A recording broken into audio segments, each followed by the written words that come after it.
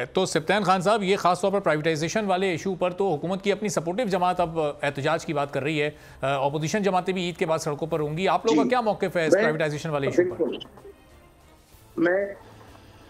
हमारा ये मौक़िफ़ है कि मैं कादिर खान साहब जो है मेरे भाई हैं, मैं पहले उनको क्लैरिफाई कर दूं कि एंड पे मैंने कहा है कि हमारी जमात में इख्तलाफ नहीं है। जब एक बंदे पे आप अप्रोक्सीमेटली 200 केस कर दें, एक पार्टी पॉलिटिकल पार्टी को मिला के 250-300 केस कर दें, तो लॉयर्स को उधर तवज्जो करनी चाहिए और जो वो कर भी रहे हैं।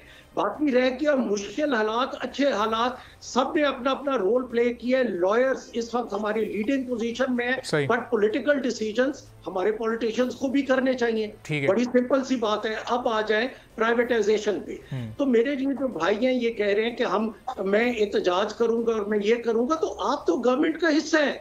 अगर आप थोड़े से 2 कदम पीछे हटते हैं तो गवर्नमेंट चल नहीं सकेगी। तो आप सिप्तान साहब, हिस्सा नहीं है ये, ना काबीना में शामिल है ना किसी फैसला साजी में शामिल है। इन्होंने तो सिर्फ नंबर्स पूरे करके उनको बस एक हुकूमत दिलवा दी है, वहां तक सपोर्ट की है।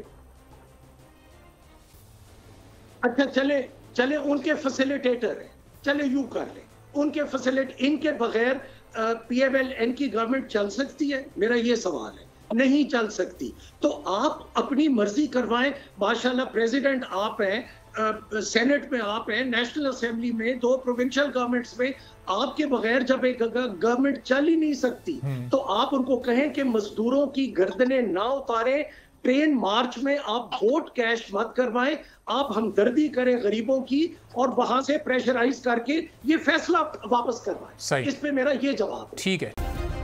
सब्सक्राइब करें और बेल दबाएं ताकि कोई खबर रह न जाए।